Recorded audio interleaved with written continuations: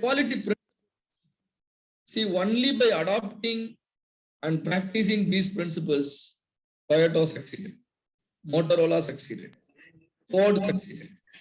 You name any big company, Sachin also succeeded because he adopted all these, I can even show you a video where Dhoni is talking about quality. Dhoni was talking about process improvement. You stick to the process and then process will take care of the results, right? So certain quality principles I'm going to introduce now. First principle, you need to be customer focused. When we are conducting the training program today till Friday of this week, it is very important we all as trainers understand your requirement. Am I correct or not? You have been attending the session. Some of you are attending the session through laptop and some of you are attending through smartphone. Some of you are attending from your campus. Some of you may be attending from outside. You may have several challenges. So we need to understand and make things easier for you. Am I correct or not? This is called what? Customer focused.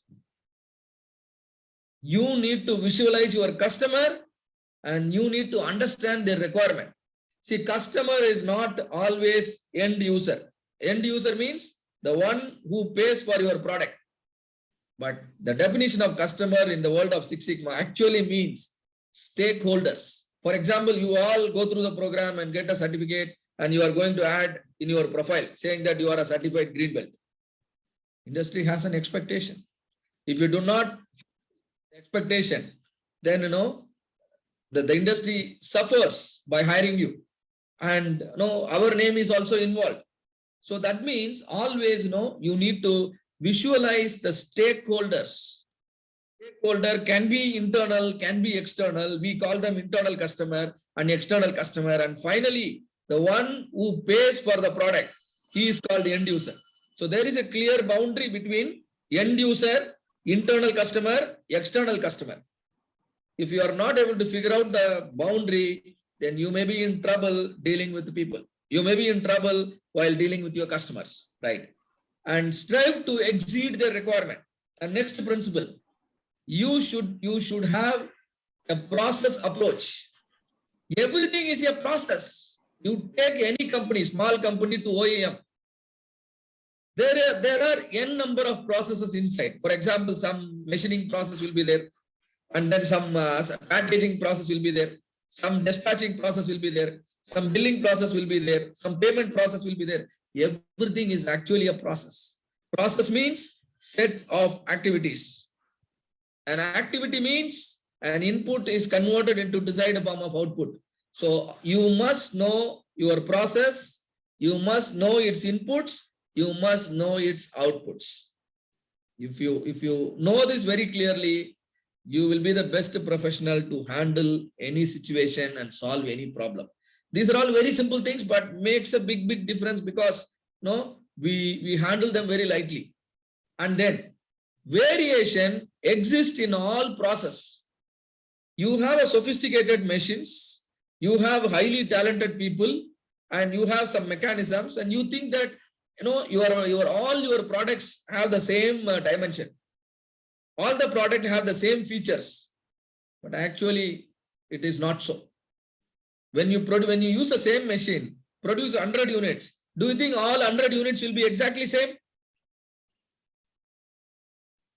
Come on. No, sir. No, that means there will be variation. Even though you use the same machine, same material, same operator, same methodology, then also there will be variation.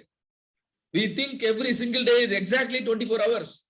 Do you think exactly we get 24 hours every single day? No. Right? Every day has got, differ slightly above 24 or below 24 hours. Similarly, every year is not exactly 300. There is variation. This is the rule of the nature. Variation always exists in all process. If there are no variation, managers are not required.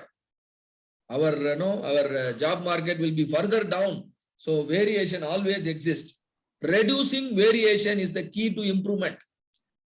If I make all my products exactly same, if I make all my product give a same experience to my customer, and that experience is the better experience, my products are world class, right? Factual approach. I already told you, Six Sigma is data driven. Why it is data driven?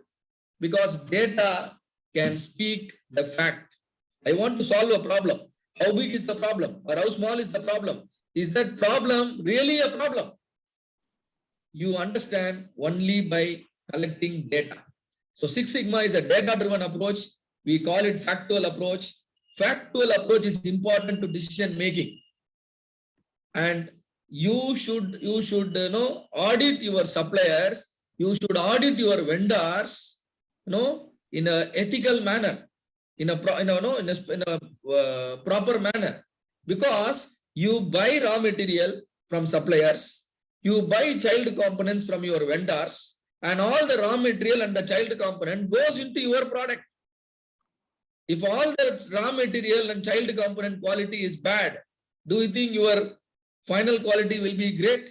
Definitely no. So it is very important you ensure your supplier deliver optimal results. If you violate these principles, quality will be a big question mark. Quality can only be a talk. It will never happen in your products. All of you understand all the principles? Any doubt here?